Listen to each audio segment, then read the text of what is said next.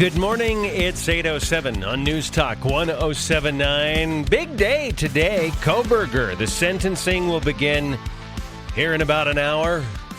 And we're going to pop in and out. We'll see how that's going. And there's a lot of victim impact statements to get through today. That's why it's going to take so long. We know the outcome. Life in prison. He will never get out. No chance of parole. So the sentencing itself is probably going to be a very short portion of the proceedings today. But we are going to hear from the families the pain that was caused by those four murders. What a terrible story. So we'll be watching that closely today. We also have the opportunity to talk with Chris Cargill. He is with the Mountain States Policy Center. They're a think tank here in the Intermountain West, and they focus on issues, a lot of Idaho-based issues. I believe they tackle some Montana stuff as well. But they're, I don't know, I don't want to ideologically characterize them, but they seem to be very common sense, conservative, and kind of fearless. Like there probably are times when even the more politically driven might not be happy with what they come up with, but they're going to tell you the truth. And that's why I like them. We've had them on before. We had them on in advance of House Bill 93 passing on parental choice.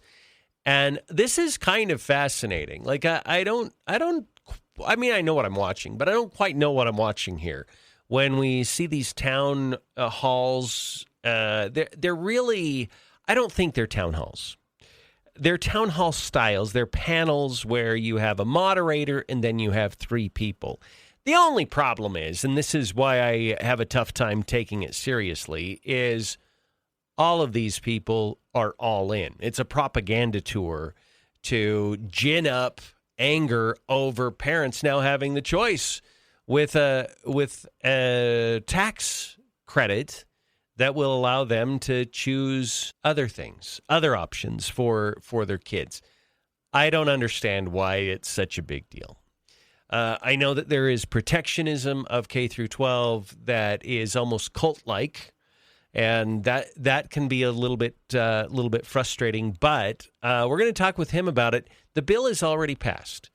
Governor Little signed it, and the messaging that he sent out along with it on social media and otherwise was very enthusiastic. So we have at least optically the governor's enthusiastic support of this, which is odd. Someone texted in and said, how many of these people who are against parental choice in education, House Bill 93, were for the launch program? Because in spirit, it's very, very similar. It's a government grant. It's taxpayer money going to families so they can make a choice about their kids' education. Now, it's for college, post-secondary. This is for K through 12. So there are some differences, obviously, but I think the spirit of it is really the same. And in fact, the governor himself paired the signing of House Bill 93, the passage of 93, with the launch program, almost like it's the launch program extended to K through 12. So these, I'm calling it the panic tour. Now, I don't know why they're panicking, because they being K through 12 advocates, they're the $2.3 billion behemoth. This is I think it's a $50 million program. And it's a $50 million program because it is 1/46th the size of the K through 12 budget. And it's rather remarkable. And I made the comparison yesterday that it's sort of like if you have the Hulk. Let's just say Lou Ferrigno. Remember Lou Ferrigno? He played the Hulk. Big dude. Maybe we could use Andre the Giant, another big dude. And a little toddler runs up to him. In fact, that's probably, little toddler is probably even bigger than House Bill 93 is compared to K through 12. It just is ridiculous, the antics that these people, and these are good people, like you have superintendents of schools, retired broadcaster Carol Honus has moderated some of these. Like these are decent people. And I don't want to go after any one of them individually. It's not personal at all. But I will say the overall tenor of these panic tours is very eye-roll inducing. I just have to say, this, as Representative Wendy Harman once said on these airwaves, this, she assured, is not the end of Western civilization as we know it. It's going to be okay. And I think what we're going to see, and I'll just make a prediction, and in fact, we'll ask Chris Cargill coming up here in about 20 minutes about this very thing. It's going to be a program. It will be utilized. You got parents who do want other choices for their kids that are not currently offered by K through 12. They'll take advantage of the tax credit. They'll find a private school. They'll find another option. They'll maybe use the money to homeschool more effectively. They'll be able to utilize and have other choices, and they'll settle in, and it will be its own thing. It will not be the end of K through 12 or anything near it. Now, if they do spend all the money, do I see an expansion in the future? Possibly.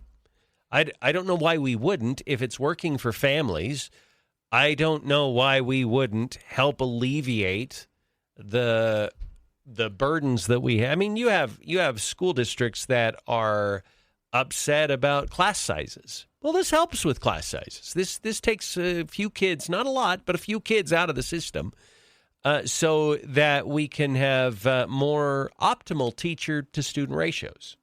What's wrong with that? Well, they wanted to change the ratio by adding more teachers, not by reducing students. That's what's wrong with that for them.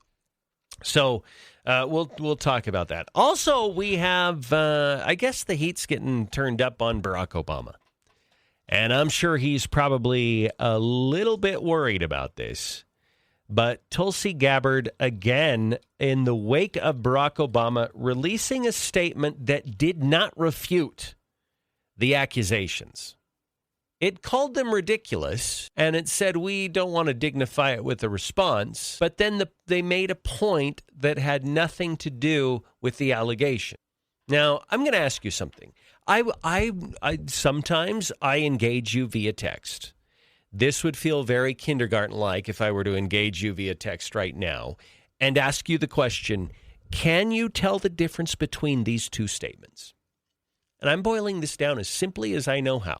Can you tell the difference between these two statements? Russia tried to influence an American election. That's statement A. Russia tried to influence an American election. Statement B is Donald Trump colluded with the Russians to win an American election. So that's statement B. Dear listener, and now granted, you probably have some IQ points on the general population because you're my listener after all. But dear listener, can you tell the difference between Russia tried to influence an American election and Donald Trump colluded with the Russians to win an election? Apparently, Barack Obama's not able to make that differentiation based on the logic implied by the statement that he put out. They answered, it's very clear that Russia tried to influence America.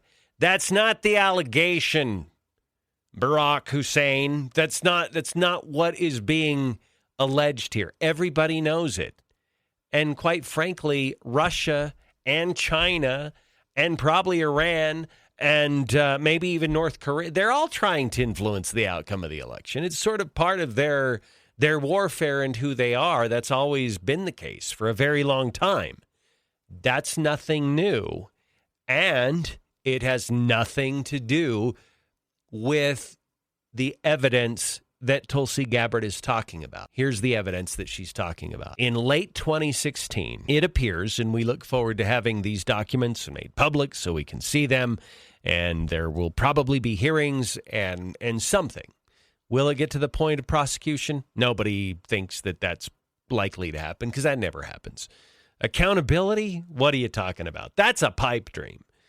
But according to the documents and according to Tulsi Gabbard, Barack Obama was somewhat of a kingpin. He was the guy that took the false intelligence, the manufactured intelligence that was contained in the Steele dossier that was very inflammatory toward Donald Trump. That this is the golden showers, all that stuff. And even though he knew it was false, and Comey knew it was false, and Brennan and Clapper, they all knew that it was false, they colluded, I'll use that term because they use it against Trump, they colluded to continue putting that evidence forward, or the accusation forward, as though it were true. It is no doubt, if true, a complete violation of your oath. It's a dereliction of your duty to foist that kind of division that we had in the United States of America, knowing that it was false, knowing that the division was unnecessary, but you did it because you're a despicable human being and you just wanted political power. You wanted your side to gain political power. It's terrible. Notice, too, and this is among my last points here. I do want to play the Tulsi clip. Notice that there was not a direct refutation of what Tulsi Gabbard was saying. Now, in my mind, it would not hold up in court. If I'm a judge, I would never instruct a jury this way. But if I'm a cop and I'm trying to get to the truth, and let's say I find someone who I think may have robbed a convenience store, and I say to them, and they seem a little sketchy, did you rob the grab and go on Oak Street yesterday? Oh, I love the Twinkies at that place. They really have good Twinkies. That's a convenient stuff. No, that's not what I asked. Did you rob the place? I think their hours, they're open until 10 o'clock at night. That's like when they are evading the issue, but giving you words, but they're evading the actual core issue at hand. In my mind, as a cop, they're confessing to the crime. That's a tacit admission that they did it. Now, again, it doesn't hold up in court, and a jury can't convict based on that. But common sense tells me if I'm a cop and I'm getting information, yeah, they did it. They totally did it. They're guilty. Now, you might think, Neil, that's a miscarriage of justice for you to implicate someone even without a confession. Well, sometimes an avoidance maneuver like that, in my mind, it's close to a confession. All right, here's Tulsi. We will be releasing further documents tomorrow that will refute that statement. And I would go back and point to, and we will be pulling a whole host of statements that were made by the Obama administration, by Hillary Clinton, by senior Democrat officials, by their friends in the media that state over and over again after this January 2017 manufactured intelligence document was created that repeat the narrative. And I'm looking at my notes here. New York Times says Russian hackers acted to aid Trump in the election. Obama's CIA Director John Brennan says there is strong consensus among us to support the CIA claim Russian hackers aided Donald Trump's election. Hillary Clinton said, I would be president if not for the Russian hackers supporting Donald Trump. So there is a vast body of evidence and intelligence that debunks and refutes this statement you've just read and others coming from some of the Democrat leaders in Congress today. We'll be back after a quick break. Hey, it's Brad from Now 105.1 and QP99. I'm in the studio here. I love our studios, by the way. Ranger Rick back there. There's Neil and Julie doing their thing. Hey, when you want to advertise on the radio, what do? You call the radio station, right? But what do you do when you want to advertise on Facebook and Instagram and Hulu and Disney Plus and Peacock and the other TV streaming services? You can kind of click around on them and make guesses or read books or take courses online on how to do that advertising. Or you could call us at the radio station. At Sandhill Media, we take care of your local radio and digital marketing. So reach out to us at sandhillmediagroup.com and we'll make sure that your message gets heard and seen wherever your customers are.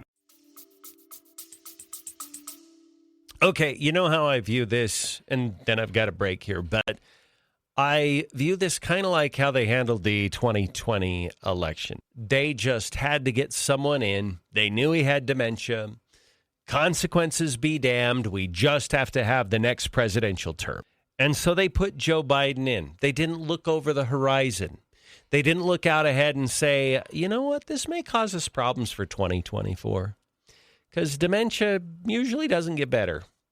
It only gets worse. And Joe's going to be, he's going to be damaged goods. And he already was when he was elected, but it's going to be even worse. I think they just did what they had to do at that moment in order to claim political power, and they thought the day of reckoning would never come. And I would imagine in 2016, they saw the rise of Donald Trump. They probably saw the polling. They probably saw that Hillary Clinton was losing the race, and they panicked. So they had to craft this narrative about Donald Trump and golden showers and all the things that they did. And once it didn't work to prevent him from being elected, they repurposed it into trying to remove him as the president of the United States. It is absolutely a massive political scandal that I hope is held accountable. I had told you my expectations are on this. But I will say, as I said yesterday, it's going to be very interesting political theater in the months to come. Got a break. We'll come back. It's 8:24. Coming up in a little over 10 minutes. Shifting gears, Chris Cargill from Mountain States Policy Center will join us to talk about House Bill 93, parental choice in education, and the current panic tour that is underway. We'll be back.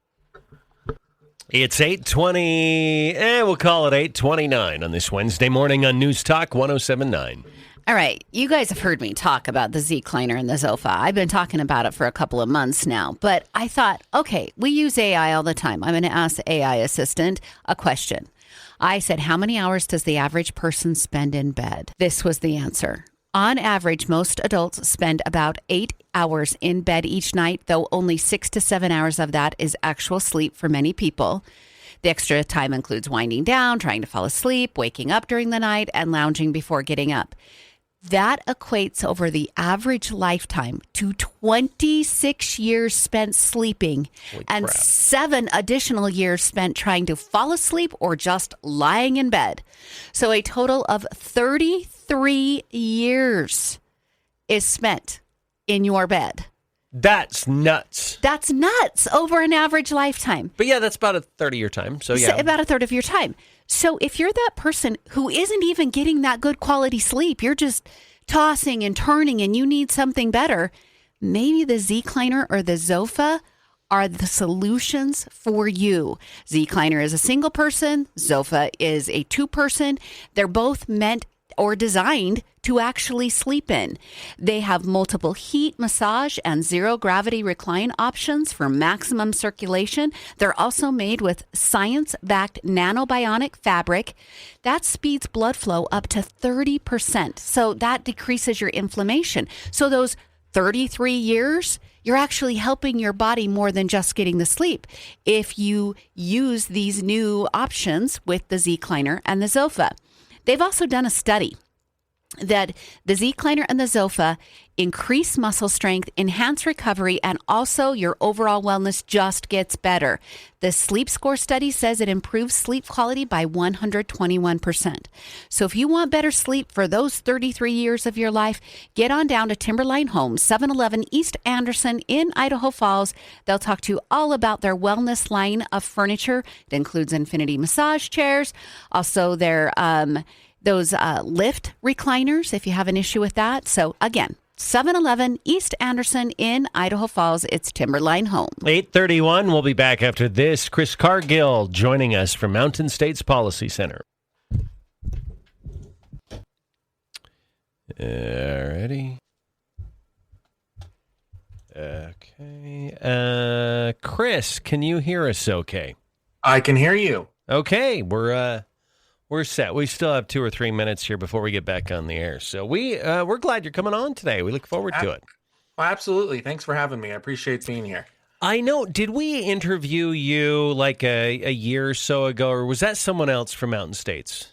It might have been Jason. I don't believe I've been on your program before. Okay, gotcha. I know I'm Facebook friends with you, but now that we speak, it's good to talk with you in person. Yeah, absolutely. And good to meet you guys as well. And hopefully when I'm in town, maybe I can swing by and say hello. Oh, yeah, we'd love that. How often do you get over here? You know, we try to do something in Eastern Idaho at least once a year, if not more. So hopefully we'll be there either in September or October this year. Okay. Great. Yeah, no, we'd love to have you. Please reach out. We'd love to have you on. And we'll set up an interview slot and have you in and talk about whatever you want. All right. That sounds great. So, yeah. Now, really quick, I know Wendy had reached out to us and suggested having you on. What angle would you like to take on this? I just want to make sure we're on the same page here with and I'll tell you what my thought was. We are tongue-in-cheek calling these town halls the panic tour that they're having. Yes. And I feel like it's, this is a minuscule program compared to the behemoth that is public education. Absolutely. But they're acting like it's this big existential threat. So I'd love for you to comment on that if you would. I'd love to comment on that. Good. And maybe how you foresee the rollout and implementation of what that would look like. So, absolutely. Yeah. All right. Well, we'll get you set up. We're about a minute and a half away, Chris. All right. All right. Sounds good. For a capsule solution, I highly recommend Life Seasons brand Veggie and Fruit Boost. Life Seasons is a superior quality, higher doses, highest reputation brand at a fraction of the cost of Balance of Nature and without any long-term contracts. Check out Veggie and Fruit Boost capsules or gummies at the Wealth of Health on a corner of 1st Street and Woodruff Avenue in Idaho Falls. Call us at 542-0015 or on Facebook and Instagram. Summer's heating up, and so are the savings at Taylor Chevrolet in Rexburg. Right now, save big on new and pre-owned vehicles, including Chevy Silverado half-tons, 0% financing OAC, plus $1,000 cash back. Need more power? Check out Silverado HD trucks with rates as low as 4.9% and no payments for 90 days OAC. Don't forget, every purchase comes with oil changes for life. So don't miss out. The hottest deals of the season are waiting at Taylor Chevrolet in Rexburg. News Talk 107.9. Stimulating talk for East Idaho. All right, 8:37 now on News Talk 107.9. Neil Larson along with Julie Mason. And joining us this morning is Chris Cargill from the Mountain States Policy Center. Chris, welcome. Good to have you with us this morning. Thank you for having me. I appreciate it. Well, we wanted to have you on actually to talk about, it's parental choice in education. Also known as House Bill 93. It kind of has a reputation now. A lot of people know it as that. And it really was a multi-year effort in Idaho to expand options to families for their kids. And one version was an education savings account. Another version, and the latest and the one that was successful, was this tax credit. And I'd like for you, if you would, to just kind of summarize your overall take on this. I know it was a big victory for a lot of parental choice advocates in the legislature.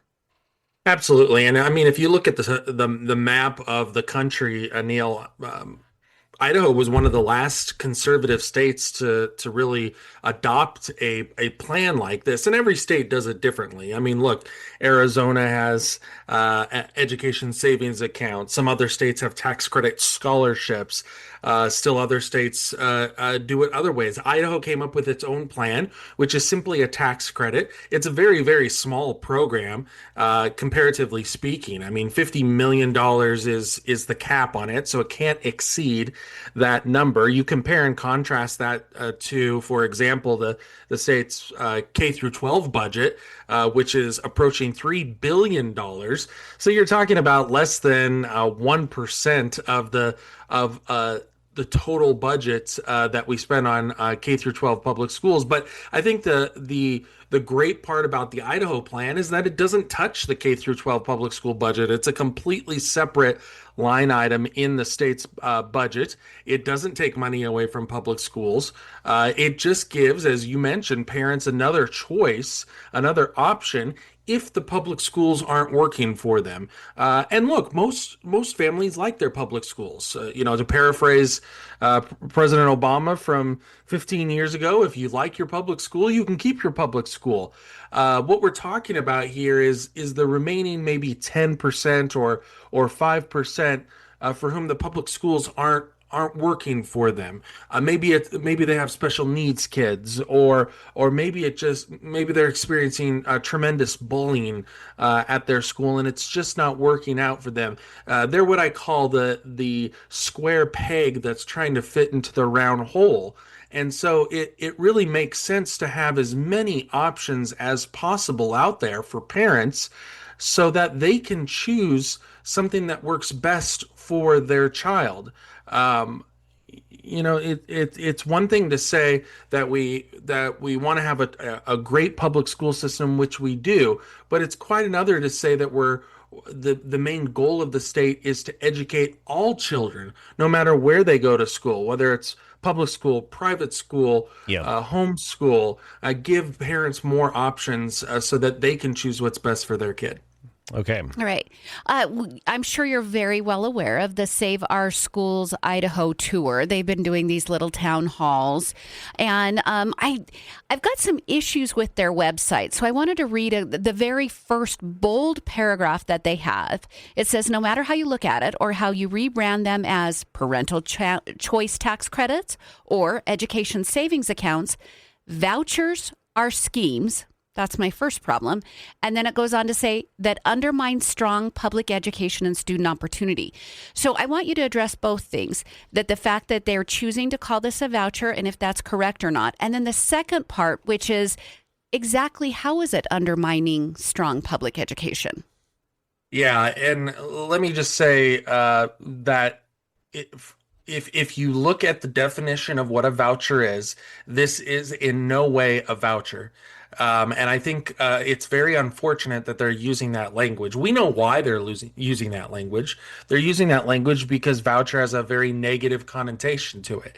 Unfortunately, it's just not accurate to call this a voucher. A voucher is a check that is sent directly from the state or the government to a school, private school, for the education of that child. What this is it is a tax credit for parents who may want to do other education options outside of the public school system. That means the money is going directly to parents. It is not going to schools. It is going directly to families.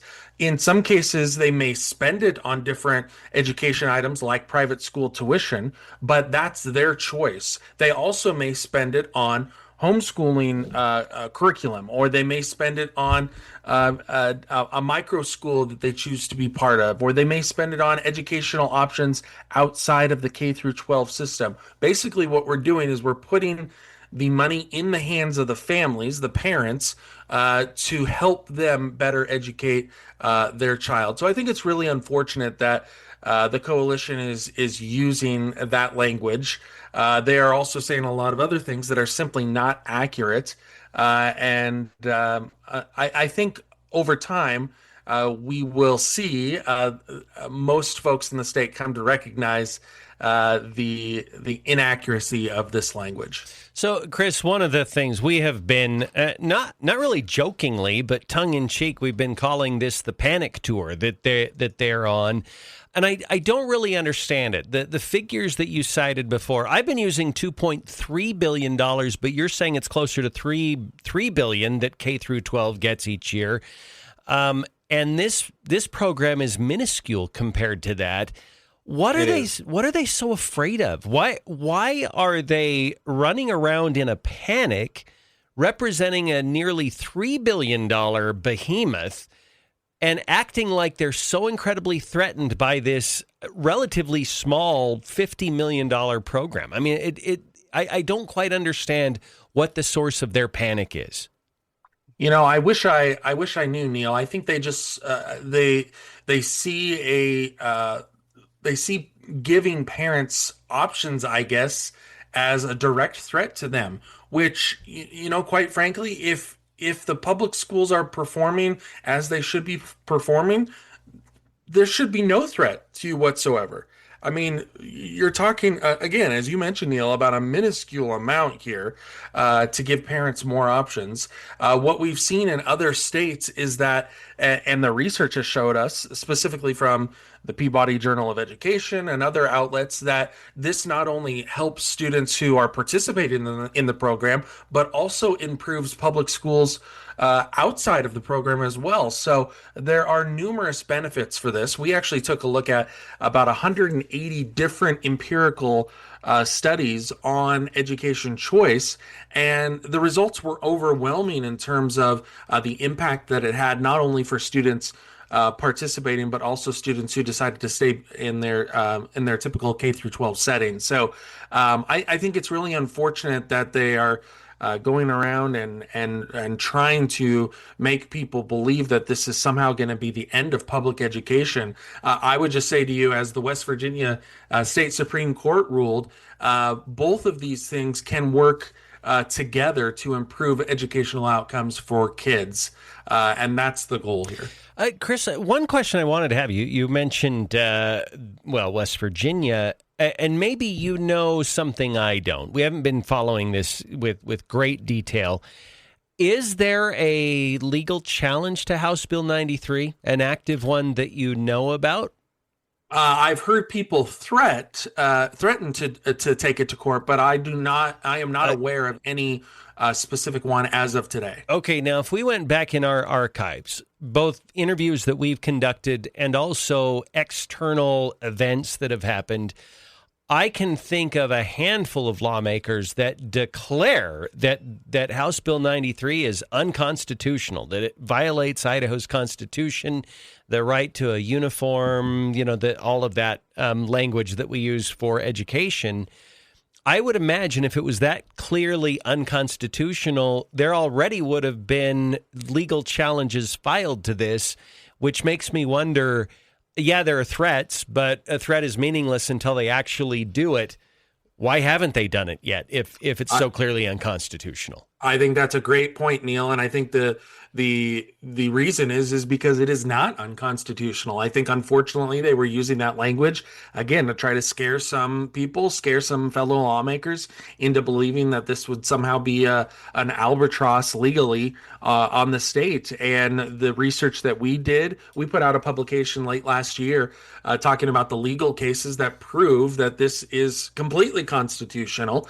And I think, again, it depends on how you set up the program, but the sponsors of this particular bill were very, very careful to set it up the correct way. And as we mentioned in a publication that we did last year, if you were to come out and argue that a tax credit like this is unconstitutional, that puts all of the other state tax credits in that same boat. Because again, a tax credit is simply money that is returned to a family or that they're able to take on their taxes. And you can, for example, you cannot tell a person who takes the grocery tax credit in our state that they can't shop at Albertsons or they can't shop at Fred Meyer or wherever they might want to go and spend their money. It is a tax credit that's returned to them, and then they can choose to spend it how they see best. So my take, and none of us are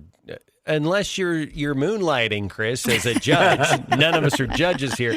But the way I see it is that as long as the state continues to offer the opportunity to every child a K through 12 education, they are meeting their constitutional responsibility. There's no prohibition in getting innovative and offering other avenues. Is that your same take? Yep, That's exactly right. And that's what we've seen the courts in other states have say as well. This is as long as you're meeting your obligation to fund a public education, there's no reason you can't do both things. That is, provide the K through 12 public option, and also provide other options as well. The language in our state constitution is not a ceiling, it is a floor.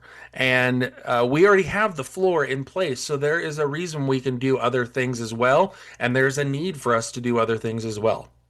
All right, Chris, you've clearly studied other states that have rolled programs out similar to what House Bill 93 will be providing for Idahoans. How do you expect it to roll out here? And be painfully honest, could there be some bumps, or are you expecting more success than what, like, Save Our Schools is saying is going to happen with this? Well, I think there will definitely be a lot more success than what the other organization is saying. Look, there's always going to be bumps like this. Government is not perfect. The state's tax commission is going to be the one that puts this all together and allows parents to sign up, which you'll be able to do starting on January 15th. So there is essentially a 60-day window from January 15th until March 15th that parents can go online and sign up for this. And I'm sure that there's going to be bumps. There's going to be tweaks that need to be made. But I think what you're likely to see, based on the experience in other states, is that this is going to have overwhelming not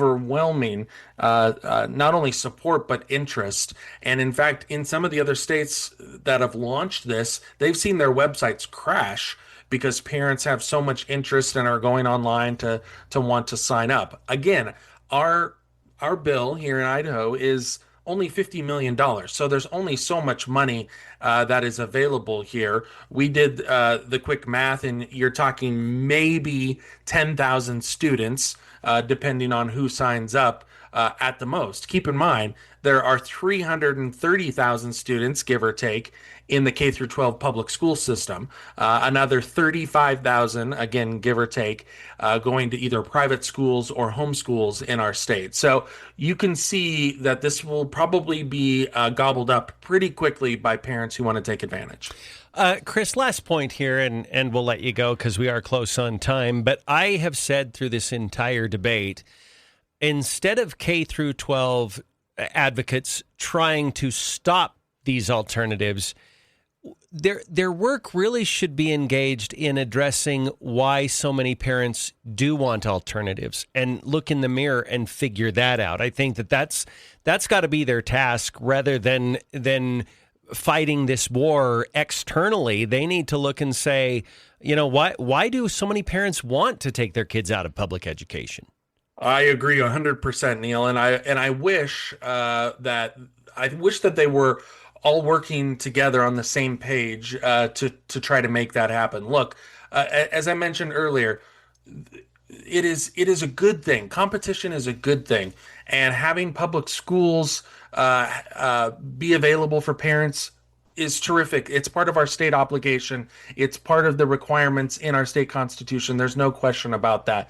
But having other options for parents as well is critically important. Again, if I were to tell you you can only shop at one store, you would look at me and have a bizarre look on your face, because that's just not the way we as Americans go through life. We want options. We want to be able to pick and choose what works best for us, because if you've met one child, you've met one child. Every child is different. And I would especially say, as the father of a special needs child, that is even more true for special needs kids who need other options. So I wish the public school system and the K through 12 community would work in concert with this and try to address perhaps the failings that some parents might be experiencing. But unfortunately, our experience from other states shows us that they'll fight it tooth and nail no matter what. All right, we'll leave it at that. Chris Cargill from the Mountain States Policy Center. Chris, what is the website for your group? mountainstatespolicy.org, and you can find out more about the tax credit there as well. Okay, sounds great. Chris, thank you. And let's do this again soon. Absolutely. Thanks both. All right, 8:53 now on News Talk 107.9. We'll be back after this. Chris, thank you. I was trying to hurry and read, as you started that interview, Ben Furman's piece in the Post-Register. Oh, what did he write? It's super annoying. He goes the math tactic and saying that $5,000 is too much. He gives all the figures, and he said, your child only deserves $2,800 something. Why? So if 52% of it's this, we get all of the money concept. Are you ready? If 52% of Idaho's general fund goes to K through 12 education and a household pays $5,659 in state taxes, their share towards education is $2,943. So you should only get 52% of what the average household pays. Okay. There's about 50 different ways to look at this. Yeah. Mm-hmm. You know what? The earned income credit, people get back way more than gets put in. That's not how tax credits work. I'm not averaging out my child's education with everybody else who sits on the couch and doesn't do a damn thing. Yeah, you're right. Yeah. Because that's who he's including in that. All those people on Medicaid that I'm paying for. All those people that are on social services programs that I'm paying for. Yeah. Okay, then apply all of this, Ben, to the launch program. Take every argument that you have here. Because I heard this garbage again where they're like, let's see. We don't get to individually choose which roads our taxes repair, which police departments get funded, or which elected officials receive salaries. Our tax system is built to serve the broader public good, not individual preferences. Public education is no different. That's garbage. That's not even true. Some people will qualify for a solar panel tax credit, or they'll qualify for more grocery tax credit because their family situation is different. Yeah. That's not... He's infuriating. This is on the podcast, by the way, but I don't care. It's just so frustrating. Just be honest in the argument. That's all I'm asking for. Yeah. I mean, I pay far more than the average Idahoan. And the word choice on the schools, Save Our Schools website is they keep referring to me as affluent. Yeah. Really? I work 3 jobs. Yeah. I create my affluency. Right. And I also still have massive limitations to what I can do with my money. Yeah. No, you're not. What are we going to have here? We're going to have, 48 seconds. Okay. Just enough time to tease the Kohberger thing. They're doing almost a constant live shot. I'm surprised. I am too. And all the ABC had it. They all had it. Like, I didn't realize. It's going to go so slow, too. I didn't realize this case had captivated the whole country like this. All right, it's 8:58 on News Talk 107.9. Coming up next hour, the Kohberger sentencing, victim impact statements. No doubt, Julie, this is going to be heart-wrenching. We will carry some of it. We're going to play it by ear. I don't know if we're going to do wall-to-wall. But it's going to take a long time, so I don't know if wall-to-wall is even possible. Yeah, we're certainly not going to carry it throughout the day, but this next hour, we'll just kind of play it by ear. Sometimes it's just sort of tedious, legalistic, proceeding stuff, which we would not carry all of that, but we'll play it by ear. We'll talk about it, and would love to hear your texts as well, 208-542-1079. We'll be back. 9:07 now on News Talk 107.9. It's Neil Larson and Julie Mason. Julie, I got to say, I'm surprised. Every TV in our studio here, our beautiful, updated, state-of-the-art studio at News Talk 107.9, Fox on one channel, CNN on the other, ABC News, their 24-hour news feed. All of it is Kohberger. And I knew this was a national story, but are you a little surprised at how hyper-focused the national media is on this story? I am. I mean, clearly because of my true crime podcast, I understood the level of interest, especially on TikTok. I mean, there is a very large corner of TikTok that's been dedicated to this case for the past roughly about 2 years, because it took a minute for all of that to get going. But I'm really surprised that we're so hyper-focused on the start of it, which is happening right now. Yeah. This is going to take several hours. It could even roll into tomorrow, possibly. Yeah. So I'm a little surprised they're just so hyper-focused on it. I know at the hearing, I believe both the prosecution and the defense felt like one day would be enough, but I agree with you. I think when you look at these victim impact statements, it could take longer than we think. So yeah, I hope it's for everybody. I hope it's over in one day. Yeah, I really do. I think that would be the healthiest thing that could happen today. Let me state up front, too, we are going to be carrying this live. We never know what families are going to say. So we do our best to prevent any profanity from going over. Once in a while, when we've carried live coverage, some things slip through. So if that happens, I hope you'll extend us some grace. We do our best, but this is something that we want to carry. And it looks like well, they're having Nancy Grace talk, but we're seeing shots from inside the courtroom now, and it's a full house. You had people lining up yesterday. Night. Yeah, they were waiting to get in. There was no reservation system. It was just first come, first serve, and so we'll see. But Kohberger's in an orange jumpsuit.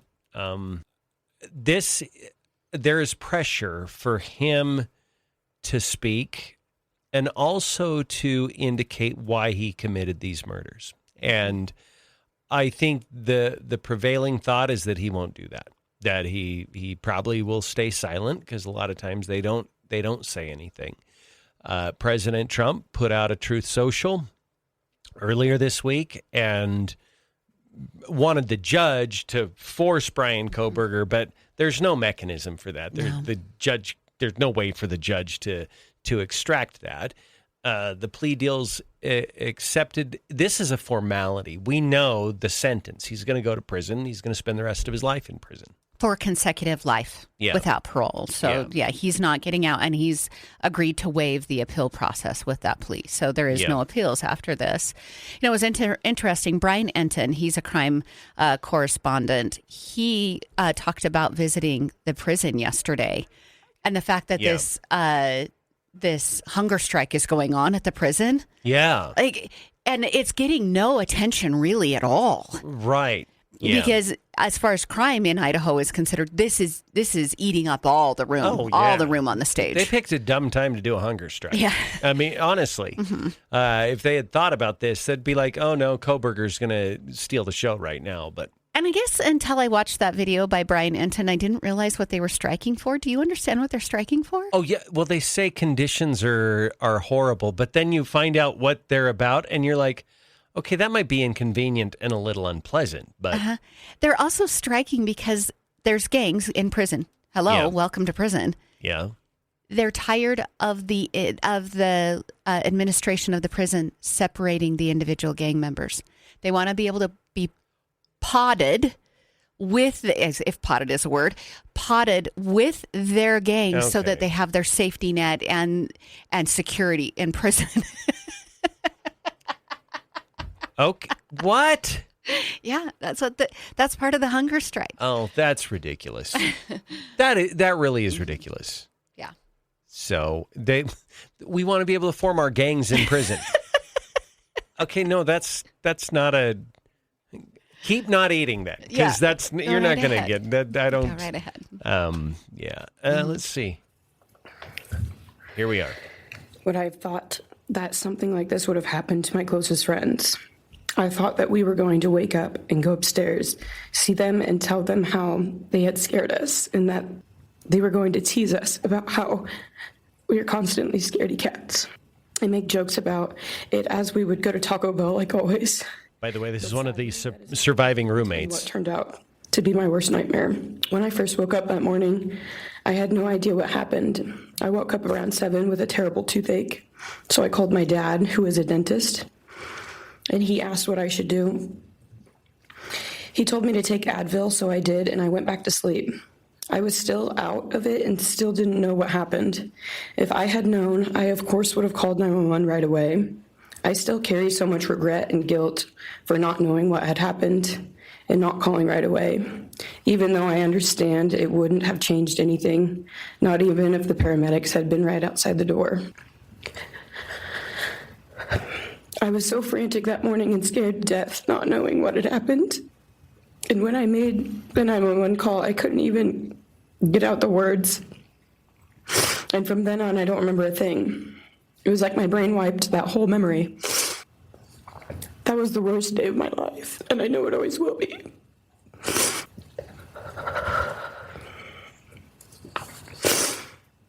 While I was still in shock, trying to process the fact that my friends were truly gone, I had been attacked by the public. I was grieving, numb, and unsure of what had happened was even real. And at the same time, I was getting flooded with death threats and hateful messages from people who did not know me at all or know the dynamic of our friendship.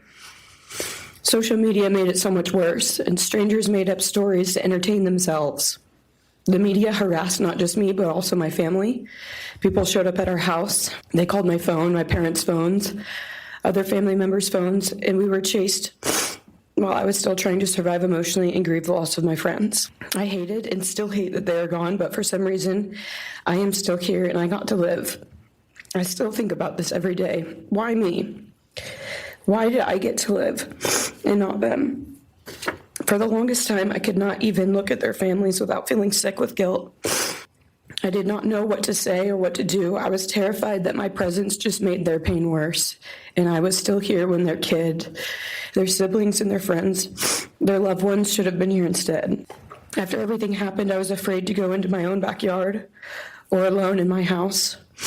I was scared that the person who did this would come for me next. I was always scared that the media would try to catch me at any moment of any day, even when I was just walking around my house. I made my parents close all the blinds during the day so no one could see me even in the slightest chance. I barely left the house, and when I did, I made sure I was never alone. I slept in my parents' room for almost a year.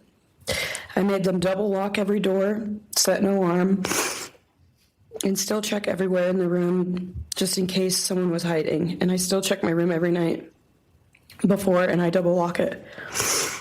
I have not slept through a single night since this happened. I constantly wake up in panics, terrified.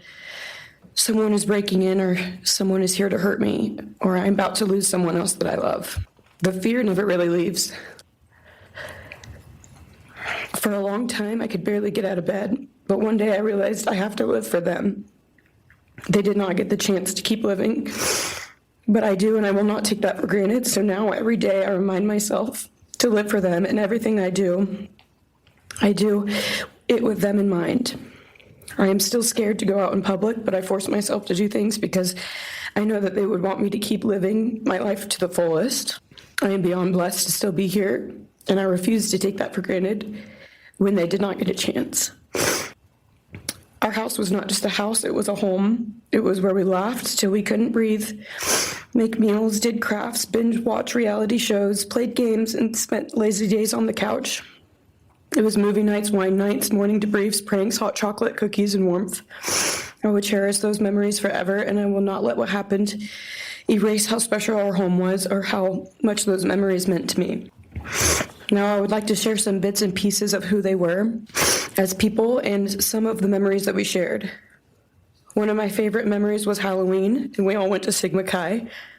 But instead of partying, we just sat in an apartment, talking and laughing all night long.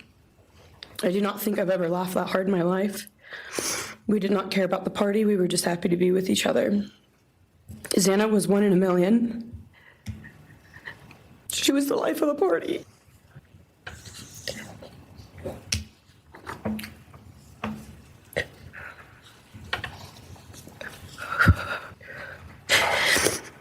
But she was also the kindest and funniest person I knew.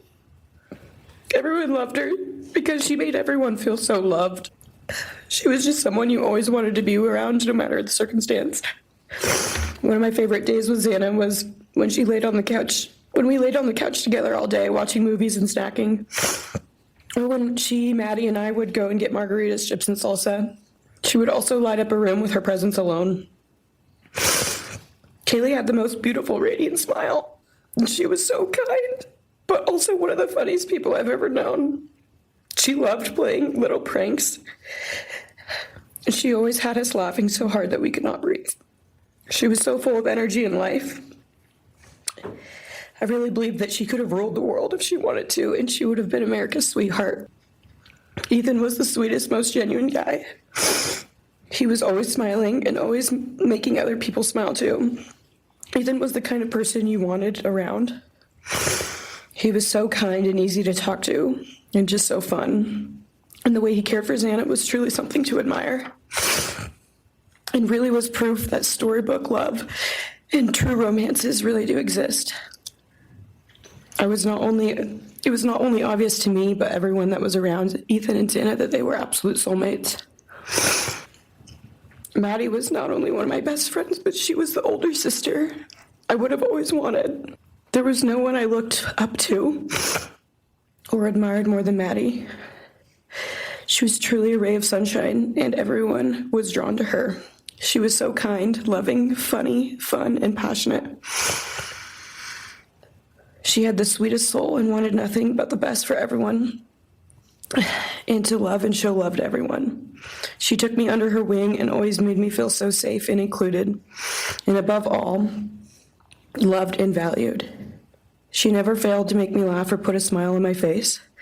Still to this day, I am beyond grateful that she chose me to be her sorority little, and I thank God every day that I not only got to know her, but had her as one of my best friends.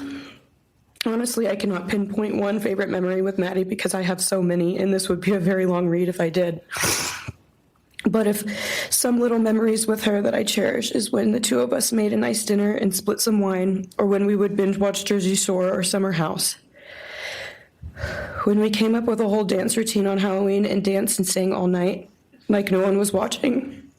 All the late night walks home from going out, and just little shopping trips and so much more. I am beyond blessed that I had the chance to know each and every one of them.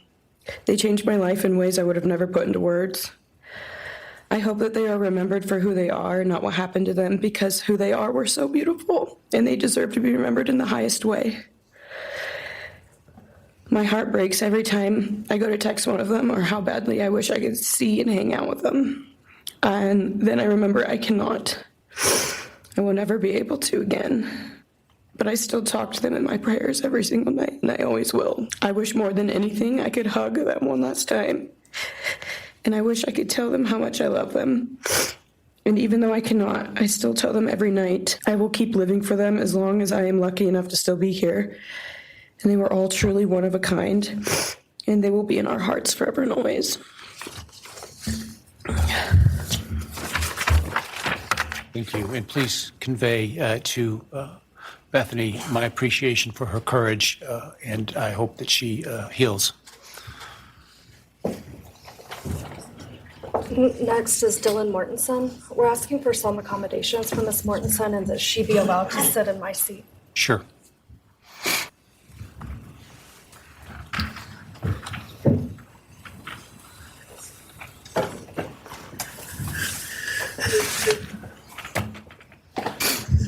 Dylan, just take your time, all right?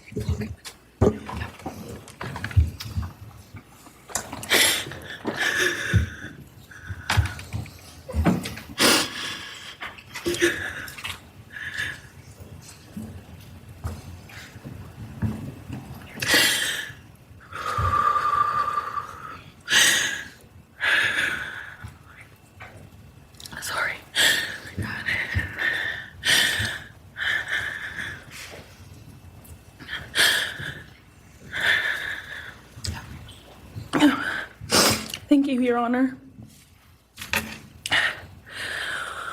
What happened that night changed everything.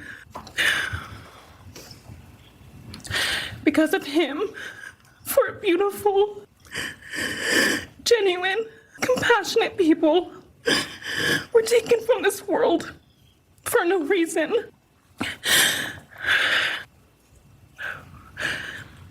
He didn't just take their lives.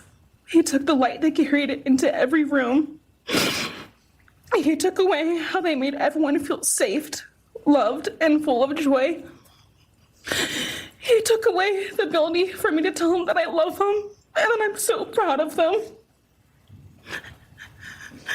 He took away who they were becoming and the futures they were going to have. He took away birthdays, graduations, celebrations, and all the memories that we were supposed to make. All of it is gone. And all the people who loved them are just left to carry that weight forever. He didn't just take them from the world. He took them from me, my friends, my people who felt like my home, the people I looked up to and adored more than anyone. He took away my ability to trust the world around me. What he did shattered me in places I didn't know could break. I was barely 19 when he did this. We had just celebrated my birthday at the end of September. I should have been figuring out who I was. I should have been having the college experience and starting to establish my future. Instead, I was forced to learn how to survive the unimaginable. I couldn't be alone. I had to sleep in my mom's bed because I was too terrified to close my eyes. Terrified that if I blinked, someone might be there. I made escape plans everywhere I went. If something happens, how do I get out? What can I use to defend myself? Who can help? And then there are the panic attacks. The kind that slam into me like a tsunami out of nowhere. I can't breathe. I can't think. I can't stop shaking.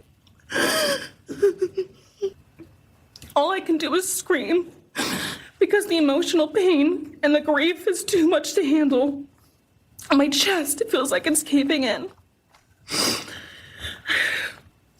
Sometimes I drop to the floor with my heart racing, convinced something is very wrong. It's far beyond anxiety. It's my body reliving everything over and over again. My nervous system never got the message that it is over, and it won't let me forget what he did to them. People call me strong. They say I'm a survivor, but they don't see what my new reality looks like. They don't see the panic attacks, the hypervigilance, the exhaustion, the way I scan every room I enter, the way I flinch at sudden sounds. They don't know how heavy it is to carry so much pain and still be expected to keep going, and that's because of him. He stole parts of me I may never get back. He took the version of me who didn't constantly ask, what if it happens again? What if next time I don't survive?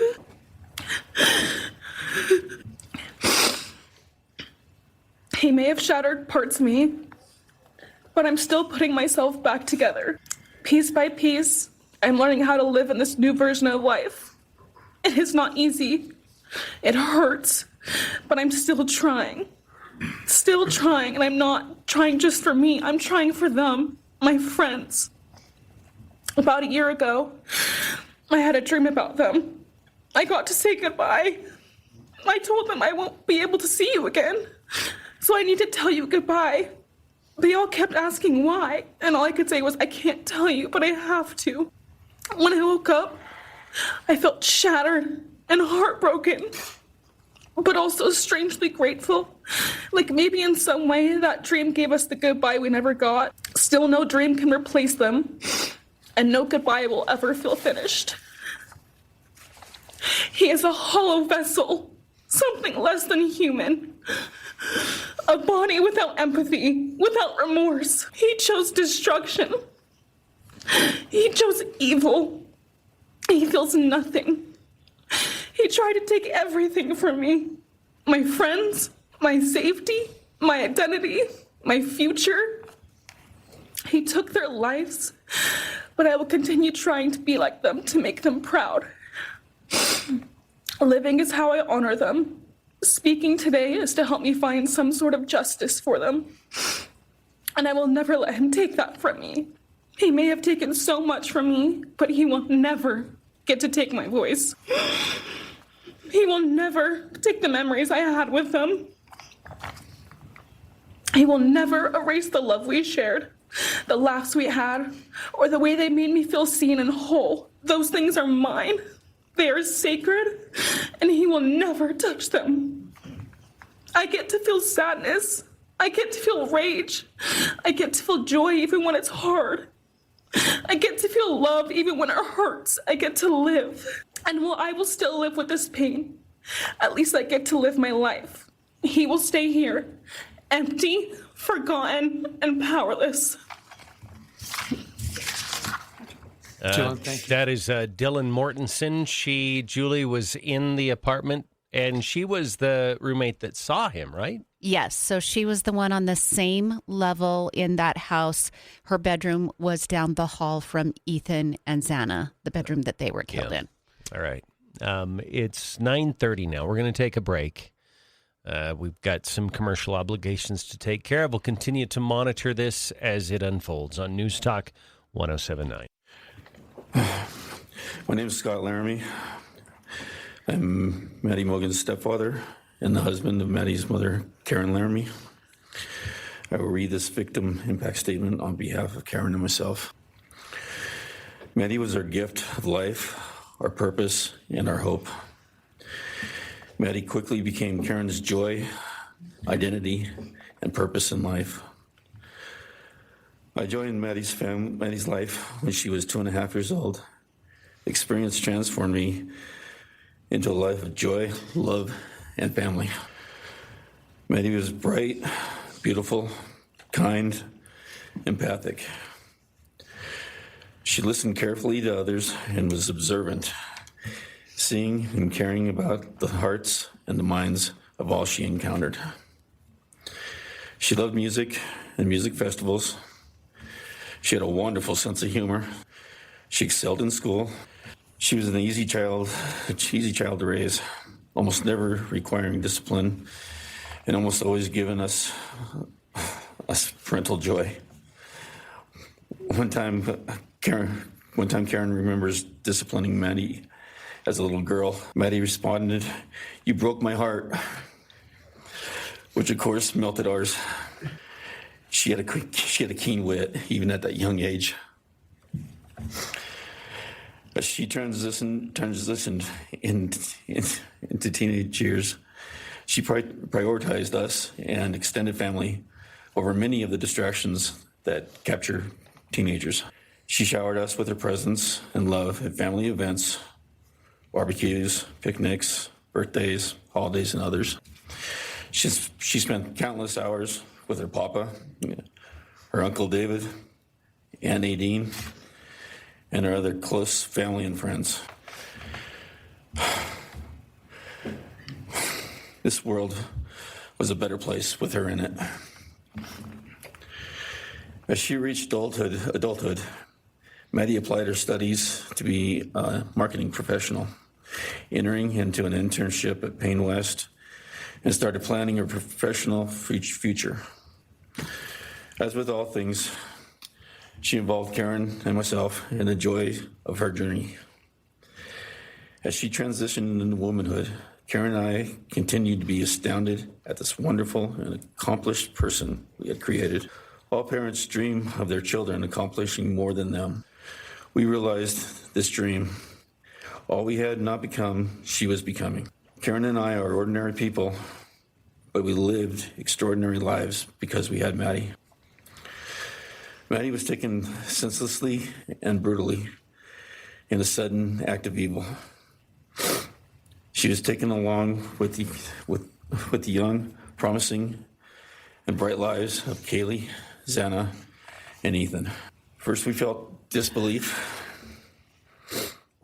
ABC News, I'm Sherry Preston. Those who knew the 4 murdered college students in Idaho are speaking today at Bryan Kohberger's sentencing. Dylan Mortensen is one of the roommates in that off-campus house who survived the knife attacks. Because of him, for a beautiful, genuine, compassionate people were taken from this world. This is Emily Alant speaking on behalf of the other roommate who was in the house that night. She says she woke up that morning with a toothache and called her father. He told me to take Advil, so I did, and I went back to sleep. I was still out of it and still didn't know what happened. If I had known, I of course would have called 911 right away.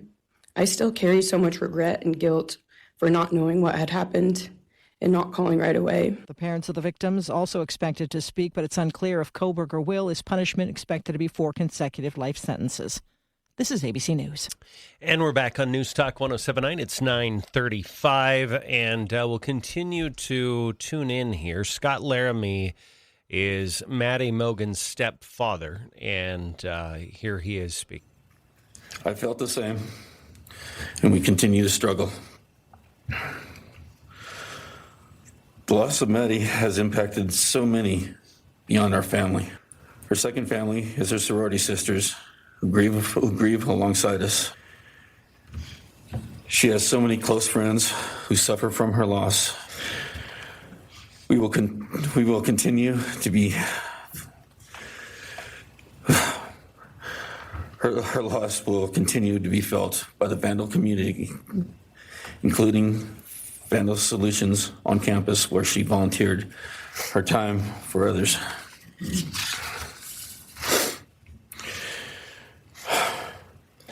It helps us to know Maddy is in heaven now, freed from the trials of this earth. We, however, continue to live on without the grace and support of her presence. We will grow old without our only child, our bright, beautiful friend and daughter.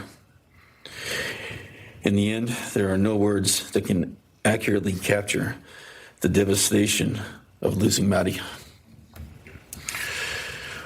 We will endure, and we will go on. For Maddy, we will not let our grief consume us. For Maddy, we will continue to love and care for our family and friends, including the families of Kaylee, Santa, and Ethan.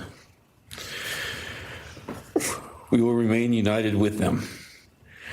We can only hope that others out there suffering similar losses can look to us and see that we can overcome hatred, darkness, and evil. We know the law allows us to comment on the defendant and his sentence. As for his sentence, we support the plea agreement.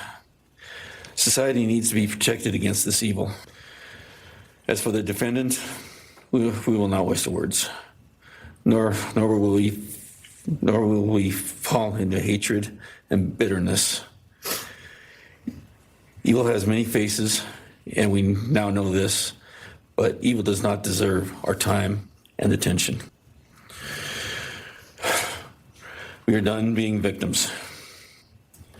We are taking back our lives. We will turn our time, talents, and attention to hope, healing, and helping others, and to the future. We invite all those who have suffered with us on this to join us in our journey. We can make this world a better place. We can move on from tragedy. Adversity will visit us, evil will visit us, but we will overcome. We can and will endure. Karen and I express our gratitude to Your Honor and to the prosecution team for allowing us the opportunity to make this statement. Thank you. Thank you so much for your courage, and I am so sorry for your loss. God bless Your Honor.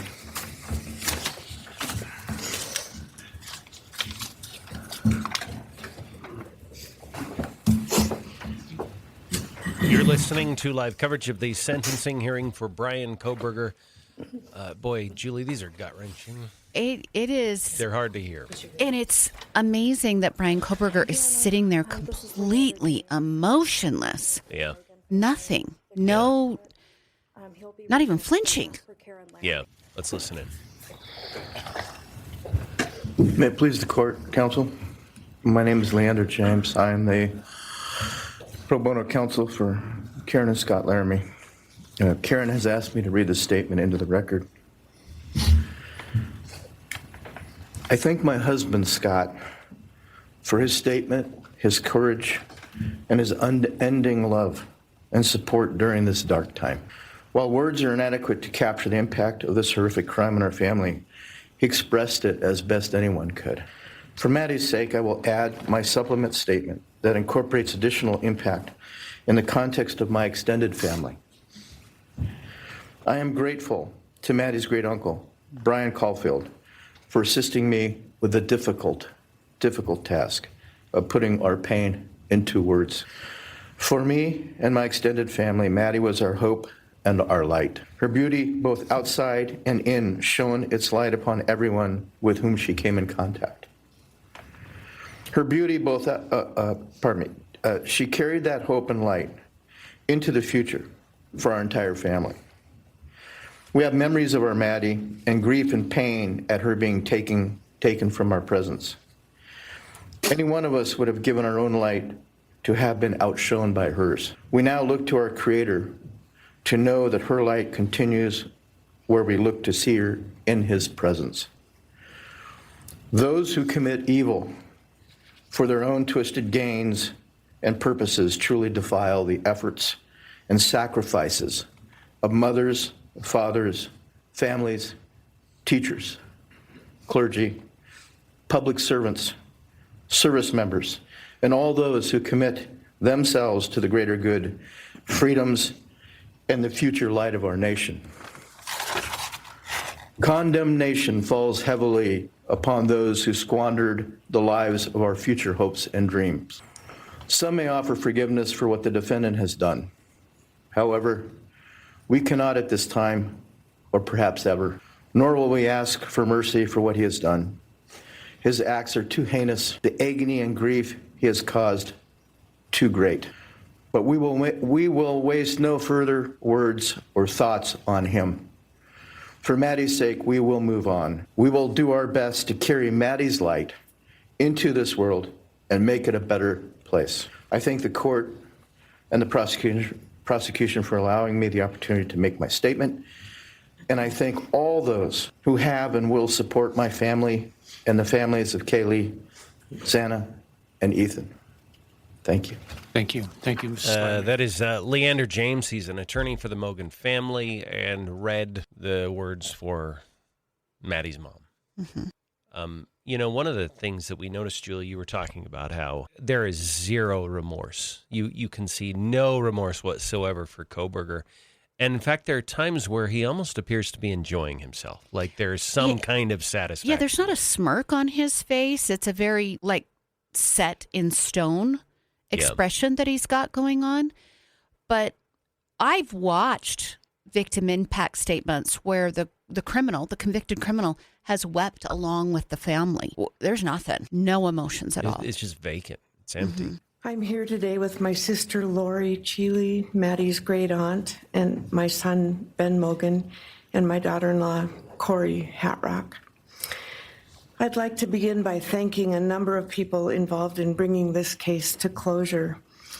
In my daughter's words, the plea deal the prosecution team reached this month is one that punishes the perpetrator of this horrendous crime, protects the public from further harm, and allows all of us who knew and loved these kids the time to grieve without the anxiety of the long and gruesome trial, the years of appeals, and potential for mistrials along the way.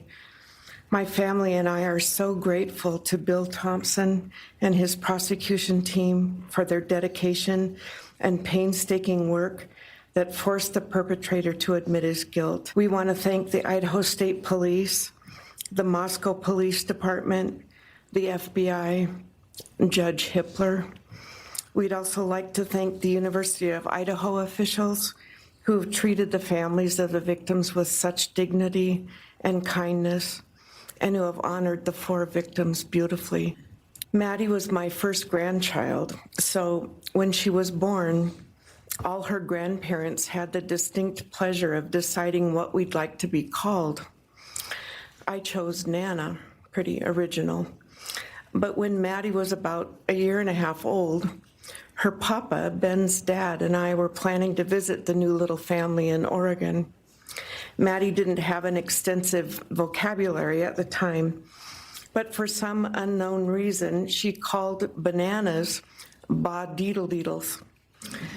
When Karen and Ben told her Nana was coming to visit, she figured I say deedle-deedle for that word. So I became deedle-deedle, shortened to Deedle when she was about 6 or 7, and I was Deedle all her life. I don't think her stepdad, Scotty, ever knew my given name was Kim. Maddie's and my birthdays were one day apart, and a couple years before she was killed, she gave me this necklace with Deedle and Maddie engraved on it, and I added an angel wing, and it's one of my treasured possessions. I also got an angel wing tattoo. Never thought I'd see the day, but along with many members of our family, replicating the one that Maddie and her sorority sisters had, I wanted mine where I could see and touch it often. From preschool through grade school, I stopped teaching piano lessons early on Wednesdays and picked Maddie up for bubble baths, brownies, and books. It was our special time together, and she went home those nights in her jammies with a pan of warm brownies for her family.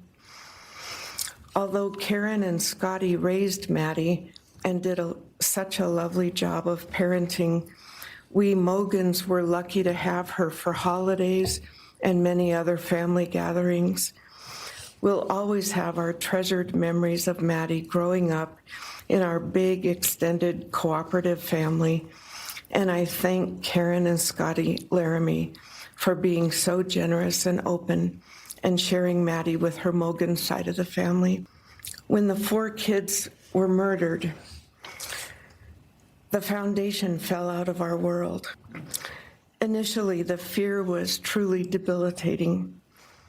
The first 6 weeks were excruciating. Despite the vigils, memorials, candlelight gatherings of students, friends, family, community members.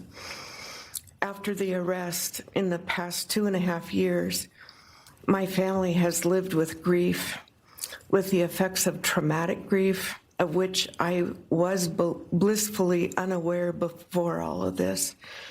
I now have a stack of books on grief. I've attended grief classes at hospice. I've tried EMDR, a technique that helps replace disturbing visions with something more comforting. My son Ben, his 2 sisters, Maddie's aunts, and I have all experienced depression and anxiety and sleep disturbance, requiring medical intervention at times. We've all sought counseling off and on. The struggle with media attention was extremely difficult, especially for Ben. No one should live through the violent murder of one's child. Some days it's beyond me how the parents of these kids are still upright. I'm thankful for the strong families and communities that are supporting the survivors. At the time, I could think of only 2 blessings surrounding the horrific murders. One was that Ben was living with my partner Tom and me at the time, and that we could support each other emotionally through it all. Sadly, Tom died a year ago of a rare brain cancer, and he won't be here to see justice served. He was our family's rock, and we all miss him every day. A second blessing is that my mother died of COVID several months before the kids were killed, and she didn't have to live through the horror. It was difficult to identify blessings. So we've all lost our dear child and a future with her. I ache for the loss of the dreams that she and her true love, Jake, held. And my heart goes out to Karen and Scotty and your side of Maddie's family. You've had more than your share of loss. My heart aches for the kids' roommates and the families of the other victims, and also the family of the perpetrator.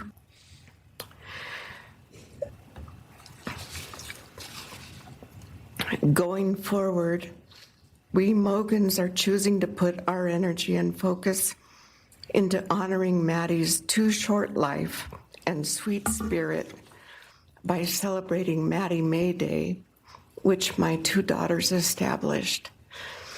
On May 25th each year, Maddie's birthday, we encourage folks to do random acts of kindness in Maddie's name. In my daughter Katie's words, may we all protect our peace in whatever way possible, unite in community, and focus on joy. Please do an act in kindness in Maddie's honor during this week, so a glimmer of Maddie's light may live on.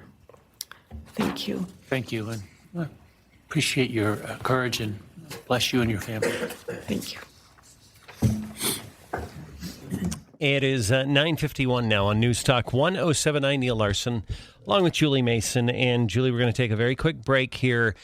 We will keep the audio feed going live on Facebook, even though we will be cutting away for Clay and Buck at the top of the hour. But we'll take a break, come back, and check in when we return on News Talk 1079. Live, local, stimulating talk for East Idaho. The Neil Larson Show podcast. Grab it every day at newstalk1079.com. At Vibey's Wheel Alignment, precision is key, and your ride's their pride. At Vibey's, they do more than just alignments. They specialize in steering, suspension, brakes, tires, and AC services. Visit their newly renovated facility and experience top-notch care for your vehicle. From alignments to AC, drive confidently knowing Vibey's has you covered. They've been your best alignment shop for 100 years. Located at 251 A Street, Idaho Falls, where your best alignment awaits. Vibey's Wheel Alignment, steering you right for a century. When it comes to your skin, High Valley Dermatology has the experience and expertise to keep you looking healthy and younger. Thousands of people throughout East Idaho have been treated for acne, dark spots, skin tags, warts, skin cancer, psoriasis, rashes, and several other skin conditions. To keep your skin looking its best now and over the summer months, call High Valley Dermatology today to schedule your skin cancer screening. 208-522-SKIN. That's 208-522-SKIN. High Valley Dermatology also offers M-Sculpt Neo Body Sculpting. It can help remove stubborn fat as well as lift, tighten, and tone. Most patients see results after their first round of treatments. And don't forget, High Valley Dermatology also offers a variety of aesthetic services like microneedling and chemical peels. If you have a skin concern or questions about M-Sculpt Neo Body Sculpting, aesthetic services, or general dermatology services, please call or visit highvalleydermatology.com. Berberine, a natural plant compound found in barberry root, golden seal root, and numerous other plants, has gotten lots of publicity in the last few years for its benefits to metabolic diseases and treatment of diabetes. A recent meta-analysis of 18 clinical trials looked at triglycerides, total cholesterol, HDL, LDL, insulin resistance, and fasting glucose. Bill, tell us about the findings in the journal Frontiers of Pharmacology. 1,000 milligrams of berberine per day significantly lowered total and LDL cholesterols and triglycerides while raising good cholesterol HDL. At the same time, berberine reduced insulin resistance to improve type 2 diabetes and lowered the risk of diabetic encephalopathy, a degradation of motor and brain functions caused by diabetes. If you have any questions about berberine, cholesterol and blood sugar, or diabetes, please visit the Wealth of Health Natural Market on the corner of 1st Street and Woodruff Avenue in Idaho Falls. Email us at health@ida.net or call 208-542-0015. Warmer weather's finally here. And if your walls are stuck in winter, it may be time for a change. Saw something on Pinterest and don't want a DIY disaster? Call Tailored to Painting in Idaho Falls. No pressure, free estimates, just real pros who get it right. Call 208-569-2877 or visit tailored2painting.com. Tailored to Painting. Cover your world without the mess. Join me, Guy Benson, every weeknight, 8 to 11, only on News Talk 1079. 9:55 now on News Talk 1079. We now check in. Ben Mogen is Madison Mogen's father, in the midst of his impact statement. And that was her favorite artist at the time was Mac Miller, and he's gone now too. And my little cousin Zach drove us all there that night, and he's gone too, tragically. And anyway, the last thing that she ever wrote to me was this Father's Day card, and I'm so glad I still have it. I'm just going to read what she said. It says, "Happy Father's Day. I hope you have the best day. I can't wait till we can hang out again soon. I'll be in Coeur d'Alene, 624 to 74. Hopefully we can find a time then. I loved your birthday card that you sent me, by the way. Maybe we can see a concert sometime soon. I'd love to see the gorge when it's not so smoky out. I hope you're doing well. I'm proud of how far you've come. Thank you for always encouraging me to do my best. Love you lots and lots. Love, Maddie May." She did encourage me to not just to do my best, but to live on. I went through a lot of issues with addiction and with substance abuse, and when I wasn't wanting to live anymore, she was what would keep me from just not caring anymore, and knowing that she was out there and that she was just such a beautiful person kept me alive a lot of rough moments, and I'm so glad that she was able to meet Jake. He was the only one that actually ever got to take her to the gorge. They went and saw Watershed together, and they had a heck of a time. I'm just glad she got to. That's a really special place for me, and she always wanted to work out there with me in the summer sometime. She never got to, but at least she got to see it once with Jake. He was such a great guy. He is such a great guy. And I really wanted to see what a future with them would have looked like. I'll